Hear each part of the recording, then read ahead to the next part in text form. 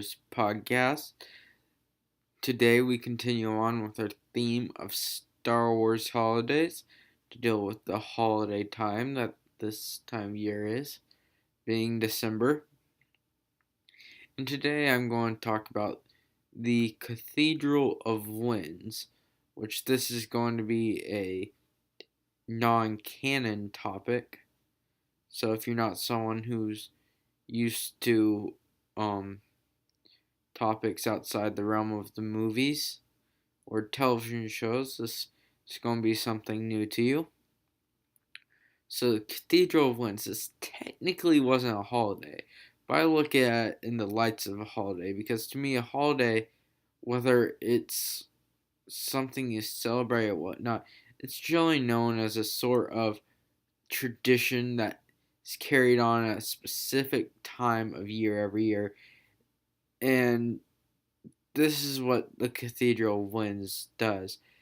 It's known as the Cathedral of the Winds is the actual building, but this week that's opened is known as the Concert of the Winds. And it happens once every year at the home planet of the Vors. And they invite people from all over. What happens is this will play unique music every year that is not allowed to be recorded. For example, the Vors will cover up random holes every year, and the sound or what music is played is controlled by the wind.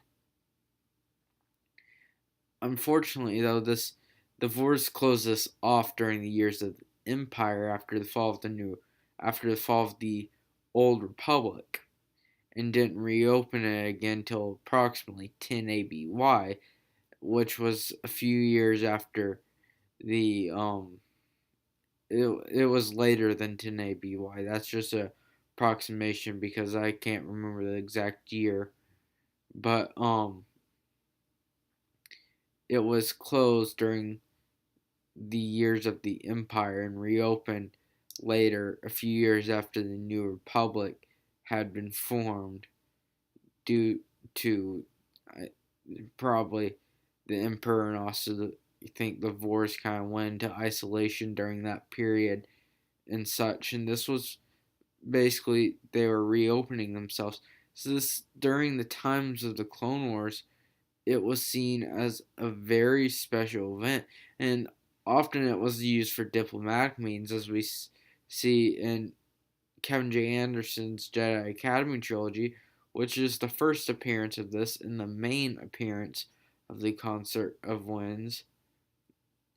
And what Leia was going to the Vors planet to hear the Concert of Winds as sort of a diplomatic mission, along with really wanting to hear it. So, and it's just a really magical thing. Unfortunately, the year it was first reopened, Akbar had a mistake with the ship and crashed into it, killing quite many Vors and destroying the Cathedral of Winds.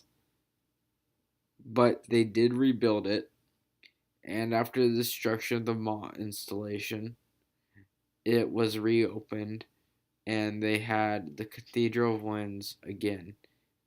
A new Cathedral of Winds, but nonetheless, a different building, but it did the same functions as the old one, or was meant to do the same thing.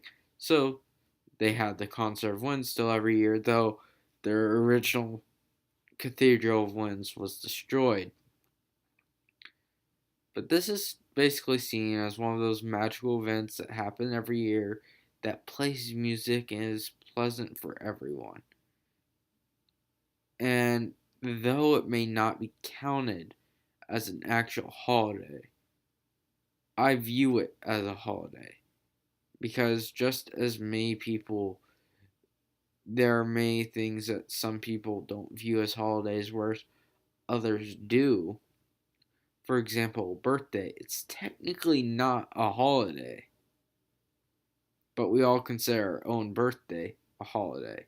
To me, that's kind of what the Cathedral of Winds is here. So, tell me what you think about the Cathedral of Winds. what other topics you want me to discuss. Right now on the Star Wars podcast, I'm wanting to discuss holiday type topics.